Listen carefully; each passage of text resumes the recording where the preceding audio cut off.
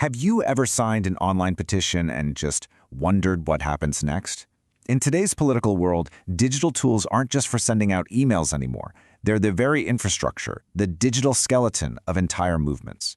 So let's dive in and explore the powerful and, honestly, surprisingly widespread technology that's propping up a huge part of America's progressive organizing. Right? How does that actually happen?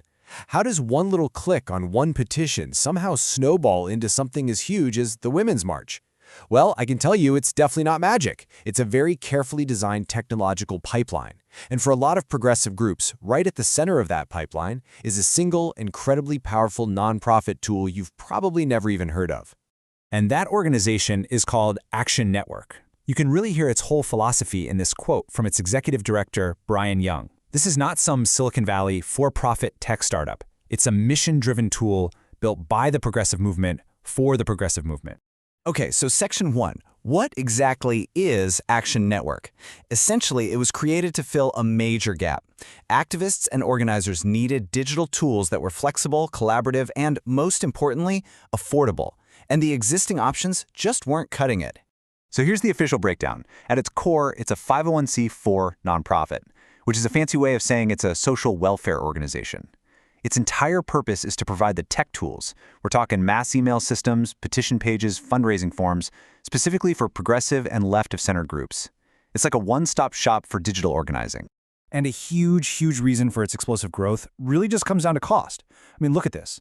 For a small group with less than 500 contacts, a more traditional democratic tool like NGP costs about $165 a month.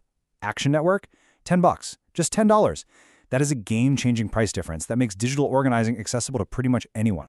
But don't let that low price fool you into thinking it's not a serious player. By 2020, this tool was so effective that the DNC, the Democratic National Committee itself, formally partnered up with them. And the result? After making the switch, the DNC reported its best first quarter for online fundraising ever.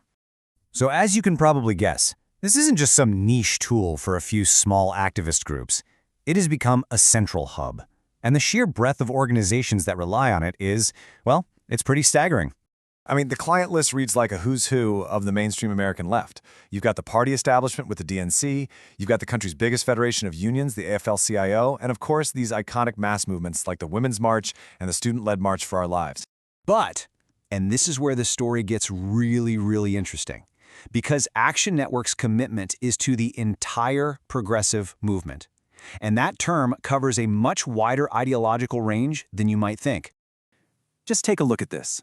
According to the watchdog group Influence Watch, the very same platform is also used by organizations like the Democratic Socialists of America and even the Communist Party USA. Just think about that for a second. The DNC and the DSA, all using the same digital toolkit. It is one shared piece of infrastructure for everyone. So how does this one toolkit manage to empower such a diverse cast of characters? Well, the magic is in creating a really simple, repeatable process for turning a little bit of interest into real-world action. The core functions are pretty straightforward. An organization can create a petition, plan an event, send out tons of emails, or set up a fundraising page. You know, the basic building blocks of any modern campaign. But the real power is in what's known as the mobilization funnel. Here's how it works. First, an organizer creates an action. Let's say it's a petition. Second, a supporter like you engages with it. You sign it. Third, and this is the absolute key, your contact information is automatically captured to build an email list. That list then becomes the engine for step 4, mobilizing you and thousands of others for future events, fundraisers, and protests. Your single click helps build a long-term base. And what's so fascinating here is that this very modern, data-driven funnel perfectly mirrors a core principle of political organizing theory. Specifically, a theory with Marxist roots. So way back in 1980, a theorist named Jeffrey Galper, writing from a Marxist perspective, argued that for organizing to be effective, you have to connect a person's immediate, personal problems with a larger, collective struggle. The goal is to show someone that their private issue is actually part of a much bigger picture. And Action Network is pretty much the perfect modern tool for putting this exact theory into practice. Someone is struggling with student debt, that's their personal and immediate concern. They sign a petition about it, and instantly they're added to an email list, connecting them to the collective and long-term struggle for something like tuition-free college. The technology literally becomes the bridge, turning an individual's private grievance into fuel for collective political action. Okay, so this all leads to the big takeaway here. What does it actually mean when the entire spectrum of the American left, from the mainstream Democrats to revolutionary socialists, are all relying on the same digital nervous system? Well, for one thing, it means this system is incredibly powerful. This number right here, $5 million, that's the estimated amount the March for Our Lives organization raised using the Action Network platform. This isn't just about petitions. It's a financial engine that can truly fuel a national movement.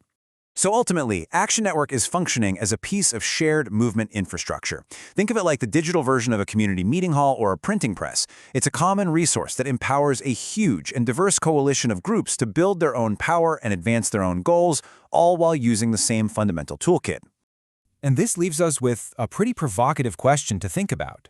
What happens when a movement's ideological diversity is built on top of technological uniformity?